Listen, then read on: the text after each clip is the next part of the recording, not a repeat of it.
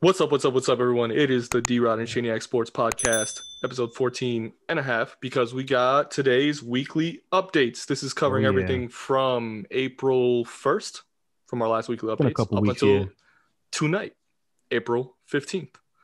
We're just going to run through stuff that's real quick. In the NFL, a big trade that is shaking up both the AFC East and the NFC South by giving away the Jets yet again first round quarterback.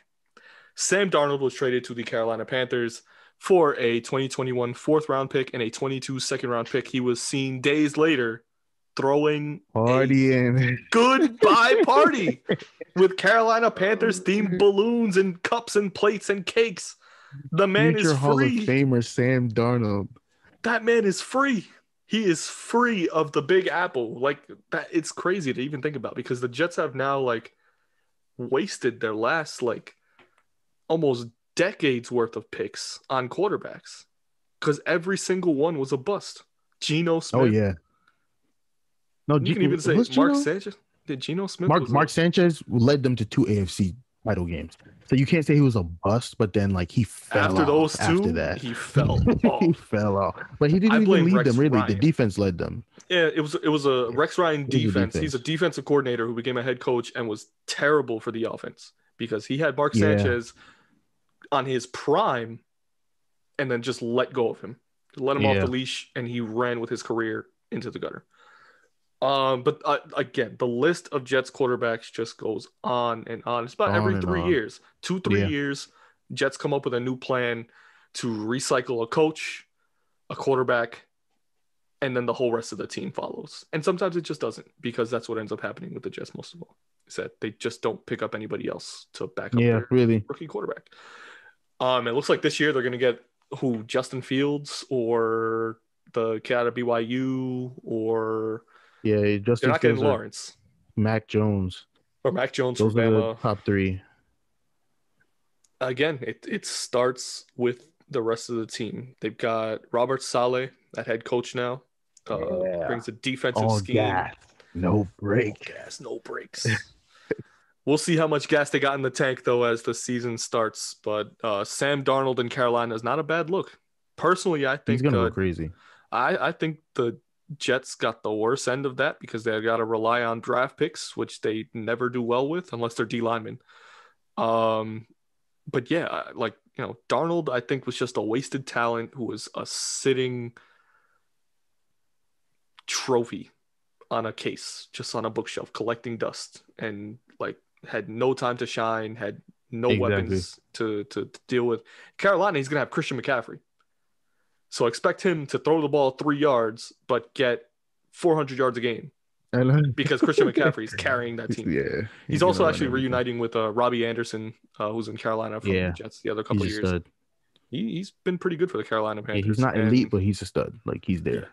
And hopefully their defense pops up. But AFC South. Oh, he's got to play Tom Brady 2 times a year again. So have fun. I know.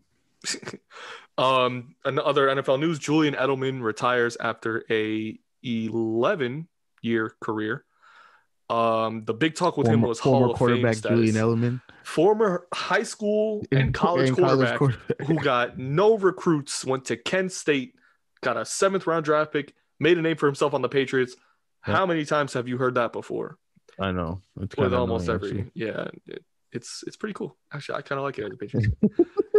The big deal with him is Hall of Fame talks, and there's already been a number of players, a number of TV show hosts, and millions of just people in the sports world who are giving their opinion on that. And honestly, I just think it's just way too early to tell. You have to, one, see who he's being classed with. 2, I mean, his stats kind of don't measure up to a Hall of Fame career. His postseason has been really good. That's what it is. Yeah. He's like longevity, number 2 in 11 years yards. as a wide receiver. Yeah. 11 good years as a wide receiver. He was never bad. And then on top of that, you have elite postseason career numbers. And then you have a Super Bowl MVP. So it's you're a Hall of Famer. And I Football still think is the only thing that's awards driven. Yeah, in the NFL, it's very still like if you've made a name for yourself, expect to be in the Hall of Fame, at least on the list. I Yeah, know they on the compared him. I know they compared him to Hines Ward, who is still fighting for a Hall of Fame spot. And Hines Ward is one of the more notable NFL receivers in I think history, especially on the Steelers. I think he's like the Steelers' all-time leading receiver, which is hard to do considering the Steelers how good they've been. He has like double the stats regular season, everything that Edelman has done. Edelman also has a PEDs thing Yeah, that he that's had a true. couple years ago. It might hurt him. It But looking doesn't. at Football, Ward nobody cares about stats, that in football, bro.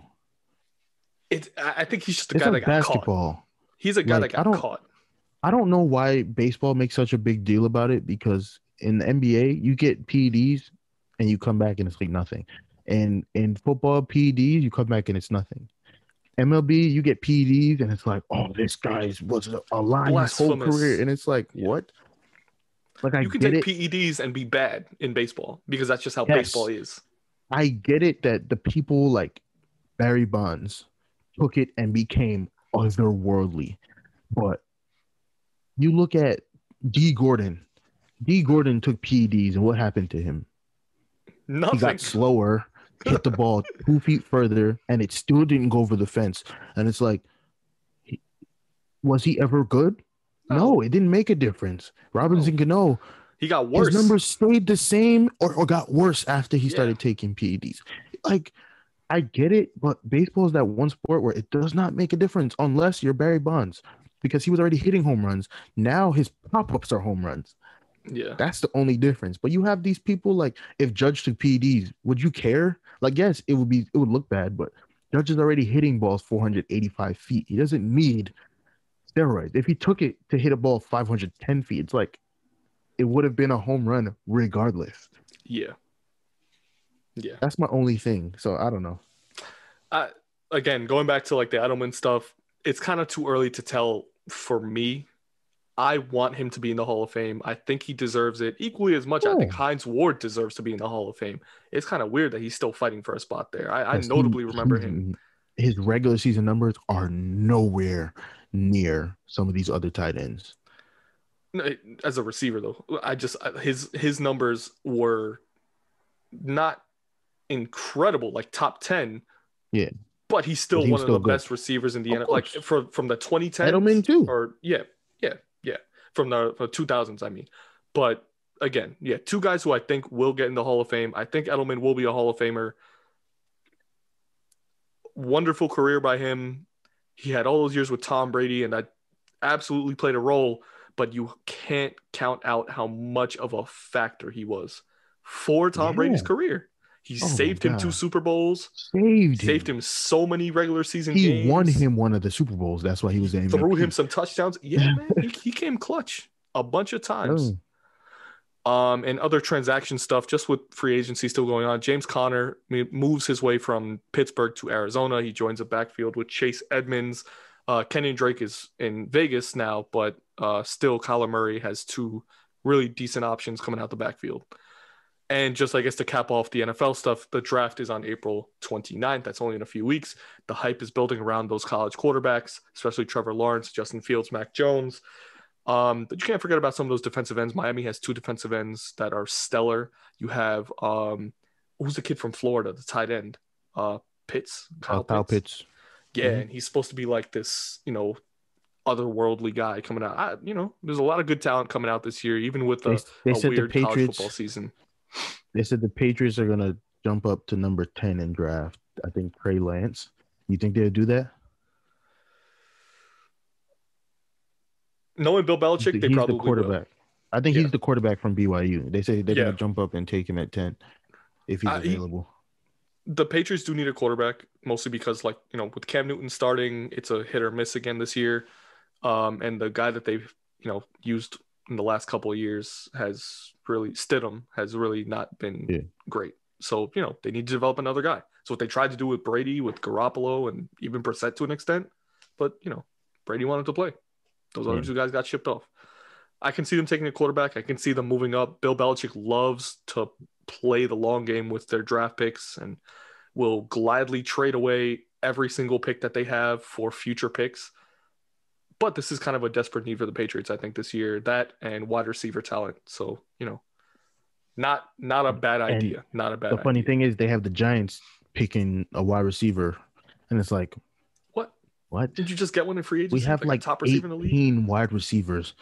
Go get Kyle Pitts. Offensive lineman or a defensive lineman a defensive end, not a defensive. Yeah. Like we have 2 defensive tackles that are elite. We need a defensive end that can rush. Don't get another receiver. No, they're just trying to make it so that Daniel Jones has no excuse. We don't need that. He already has no excuse. He has Saquon, Galladay, Shepard, Slayton, Mr. Drops a lot. Ingram. He has everybody already. He doesn't need anybody else. He needs a defense that can keep him in the game. Yeah. And it starts with a pass rush. They've already got the run stopped. Their run defense last year was really good. But, add a little pressure on the defensive side. Not a bad look. Let's move to the NBA, where just last night, I think we witnessed Luka Doncic do just another impossible game winner, buzzer beater. What did we call it before? It was like a fall forward, underhanded three-pointer. It was overhand, but it was like a floater. It was from the 3-point line. He was falling over. Yeah. Bro, that man is crazy. Honestly, when I saw Grayson Allen miss those 2 free throws, I said, "Oh, Luka's hitting a 3-pointer." Yeah. And then I turned my head for 1 second, and when I turn back, I see the ball in the air and Luka's standing under the rim, and I'm like, "Did he just take a layup down 2?" When I was like, he went for the layup to go to overtime, and then I was like, I saw 3 points pop up on the screen. I'm like, how did he get under the rim before the ball did? I was like, that makes no sense. And then when I saw the replay, I'm like, oh, this guy was like falling over. Yeah, I'm like, that's why. That makes a lot of sense. That was crazy. I didn't turn on the game because I figured, oh God, Dallas and Memphis. Why would I want to watch this game? And then on my phone, I decided like the last 30 seconds to tune in, and I either switched out the app and got the ESPN notification 5 minutes later because I forgot to tune back in, but it was all over on Instagram, Twitter. He broke essentially the internet just putting up the craziest 3-point shot I had ever seen probably in my life. Again, I think that's Luka the playing game right now. Yeah, and for where Dallas is in the West right now, they're fighting for their lives right now. That's a 7-8 game right now. So Luka is leading that charge. He might be MVP. He's looking at an MVP first, if not the Joker, and if Bron doesn't come back with a full head of steam the last 2 weeks, no shot. He missed too many games already. Yeah, I think he's been out almost a month and probably more KD, now. Embiid all missed too many games. Embiid has a chance, but he's like the Harden 3 if he stays out. Yeah. No, Luka's definitely up there with the Joker. I think those top 2 guys have to be top 2 in consideration. I think for that award. The Nets last night go for a potential Eastern Conference Finals matchup against Philly that doesn't end in their favor, but even still, a very close game to the bare 15 seconds of the game. Philly pulled it out by way of Danny Green towards the end of the game, just hitting free throws and Ben Simmons, Ben Simmons. This is how the game went. Almost cost him. Yeah. You can tell the story because I know how you. I watched the entire thing, and it was the weirdest game because no KD, no Harden, no Aldridge, no Blake Griffin, no Chris Chiozza, who's our backup point guard. Yeah. Nobody played. It was just Kyrie and a bunch of role players, and Kyrie dropped 38. Kyrie went crazy, but it didn't matter because we were down 22 when he got taken out the game. All the garbage time players went in for both teams, and the Nets go on some insane run. I mean, for the last 9 minutes of the game, the Sixers did not make one field goal, not one, and it was garbage time play. So Doc Rivers is like, oh no. if we lose to their garbage team, we would never hear the end of this.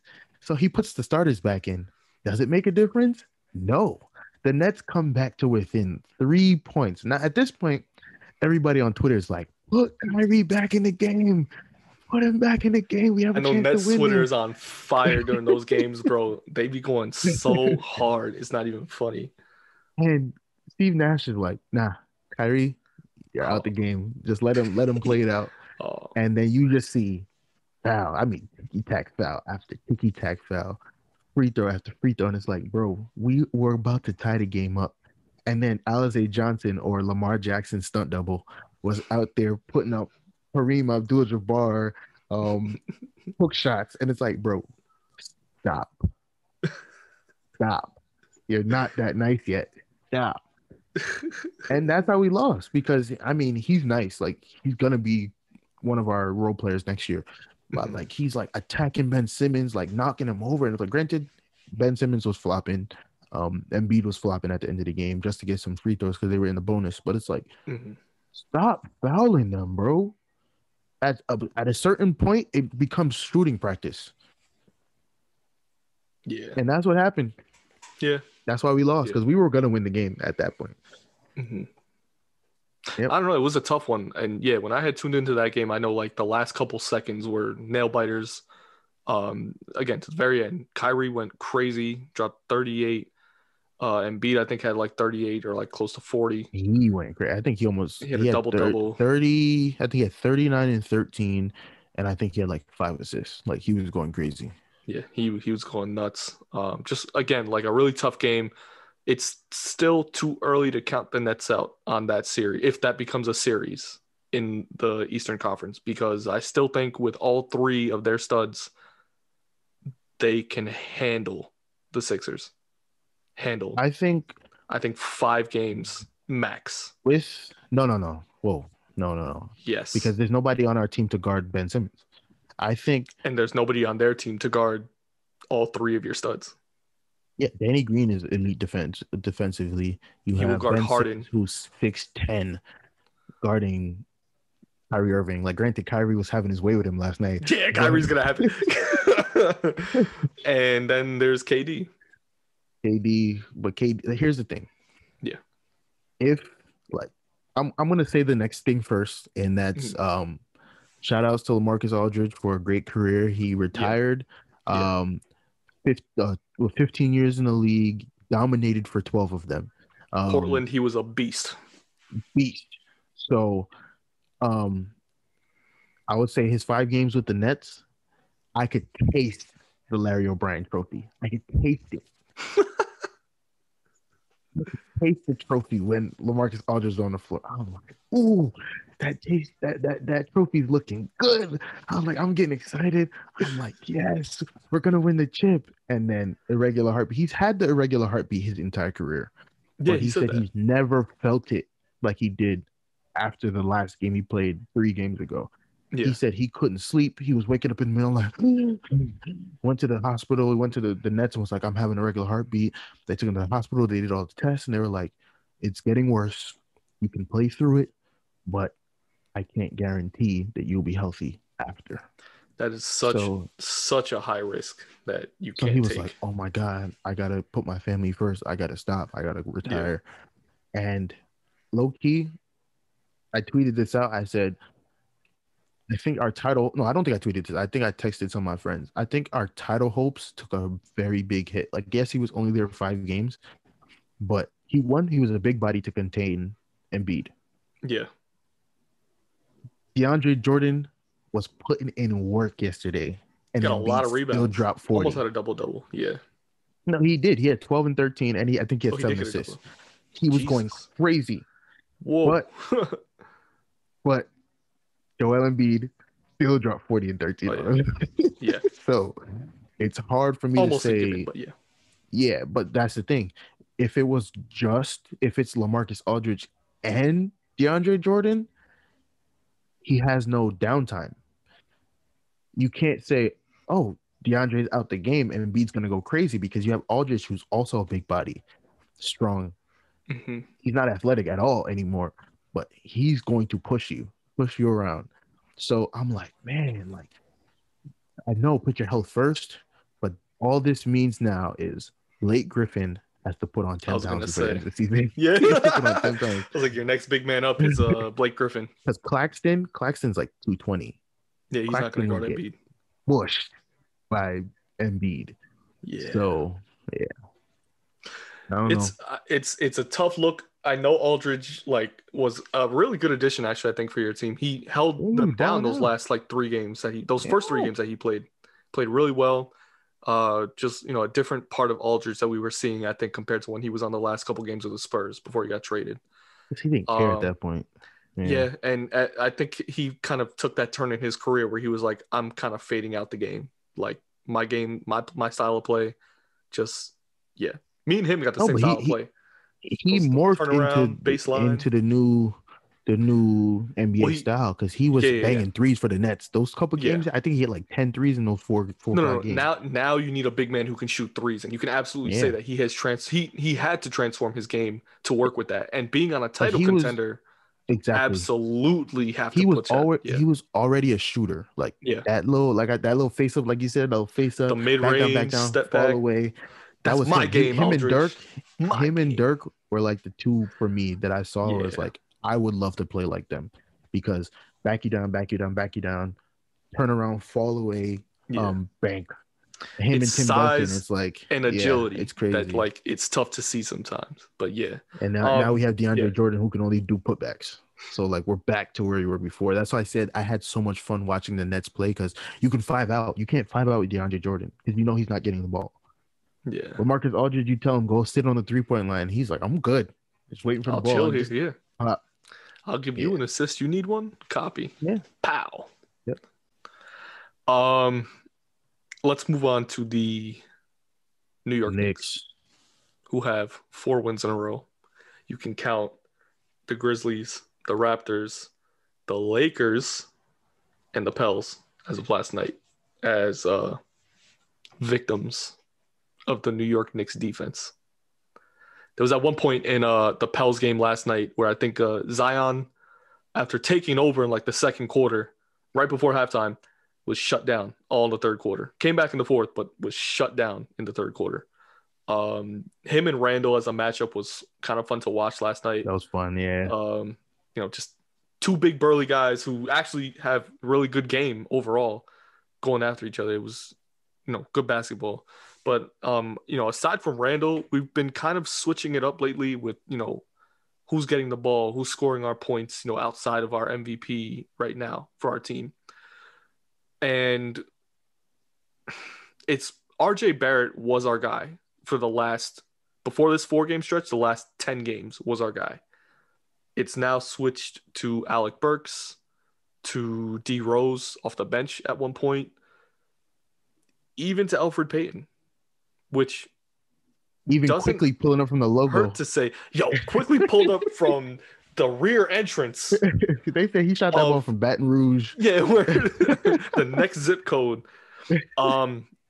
But honestly, it's good to see because usually, when RJ was cold, middle of the season, about a month ago, I'd say, RJ went cold. Randall was having a good game. Nobody else could shoot the ball. Now it's starting to pick up the pace. Now we're starting to see, Burks hitting good threes. Peyton actually getting good looks, not shooting like ISO one-on-one. Oh, let me drive in and take on 3 guys when I know I can't do it. You ever seen exactly who was that? Patrick Ewing at Georgetown when he tells that kid, he pulls up like the weirdest fall away shot ever. He's like, "You work on that shot? I've never seen you work on that shot. Have you worked on that shot before? No. So why are you shooting that shot?" That's kind of how I feel about Elfrid Payton taking on 3 guys in the paint sometimes, trying to put up a floater. Leave that to He's trying to be Kyrie. Well, leave that to Kyrie. Leave that to the Rook. Leave that to Quick. Quick, that's his signature. Obi Toppin is getting a little more playing time. I'm kind of hoping he gets a little more into the rotation. He's kind of just becoming like he started out as just like a boards guy, but he's actually really good in transition. Has really helped the team defensively, just alongside Tibbs' whole strategy, and just a force on the inside. I'm hoping he gets more of an offensive showing, like as the season progresses, as his career kind of progresses. But I'm happy with the last couple of wins. Our defense is still number 1 in the league. Shout out Tom Thibodeau. We are. Y'all better get the 6th seed. Y'all better get the 7th seed right now. Let's run through. I think you're 8. Oh no! Not after last night. We are 4th. Oh no! In the Atlantic Division. I just really quickly saw this. Yeah. Saw the. I think you guys are 8. Standings bro. that nobody paying attention to. I think we actually moved up because we moved up to 6 because Miami lost. I think last night to I forget who. But that's the only team I'm really afraid of. Miami and the Sixers. Miami and Boston has picked up the pace. Well, Jason Tatum has picked up where Jason he Tatum's fell off. A dog. He dropped 50 the other day. He's a dog. He's a beast, but he wasn't showing it the first 30 games of the season. I don't think it was him. I think because he was an all-star. Him and Jaylen Brown were all-stars, so they were balling out. Yeah. But like you said, they don't have bigs, and they don't have bigs. I don't know, bro. Like I said, y'all better stay in that 6th seed. Y'all better stay in the 6th seed. Trust me. Let's run through the East and West standings real quick. Please tire out the Bucks. Tire out the Bucks. That's all I need you guys to do. You don't have to beat them. You know what? No, we will. Bucks. We absolutely will because we've done it a couple times this season. Yeah, we've tired them out. We pushed them to the very last 10 seconds of the game. Get Giannis to sprain his ankle if you have to. Don't hurt him, but make him work that hard. We'll try and make him work that hard. He's gonna have to shoot a lot. So in the 1 seed, we got the Sixers, who have 1 game ahead of us. Yeah, our 1 game ahead, and they kind of looking to solidify that 1 seed, but they're not. They have 17 games left. They're not solidifying. And Brooklyn's real close for a team that doesn't have all of their strength yet. Nobody. And at the 2, we have Brooklyn. 3, we have the Bucks, who are 3.5 behind. They'll probably stay in the 3. I can't see them moving past Brooklyn. I definitely can't see them moving past the Sixers. I think the Sixers beat them 2 times already this season too. And then we got Atlanta at the 4, Celtics at the 5. Yeah, I don't get it. It's who's that? John Collins they have and John Collins and Trae Young. That's it. Yeah, their backcourt. No, they have players. Let's not. No, they have players. Clint Capella. They have who's their power? They have forward? Danilo Gallinari. They have players on that team, bro. They're not a bad team. It's just that you still don't understand like the Hawks. I feel like the Celtics could still be the 4, the Knicks could be the 5, but I think the Heat will be the 5. I just need you guys to be 6. Yeah, I just need you guys to be 6, please. Hawks at 4, Celtics at 5, Knicks at 6, Miami at 7, and they will move up, and the Hornets at 8 at 27 and 27, but they will move down for sure. You got the Pacers at the 9. They were the 4 3 days ago, and now they're Since LaMelo's gone, they're not bringing it back. They already said it he's out. We're not even gonna waste our time. Yeah, Bismack Biyombo has taken some monster posters the last couple weeks. He's been a victim. He's looking around. He's been a victim. Miles Bridges, on the other hand, though, he had a highlight victimizing the world. Yeah, he was pretty good. Pacers at the 9, Bulls at the 10. So playing right now would be Miami, Charlotte for the 7, and then loser would play the winner of Indiana, Chicago for the 8. Still a lot of time in those last 4 seeds. Knicks, please stay 6 or higher. I need you guys to get to 6 so badly, bro. You need the 6. Please. I need the 5. Please, I need the 5. No, I want to play Miami first round. No, I want to play Miami. I need you to play the Bucks first round. Miami will wash you guys. If they get chemistry, they will destroy you. I need you guys to play the Bucks. You guys have a better chance against the Bucks. I don't think we have a better chance. I just think we match up maybe better. A team of Jimmy Butler, Victor Oladipo, Tyler Hero, Duncan Robinson, and Bam Adebayo would wash you guys if they have chemistry.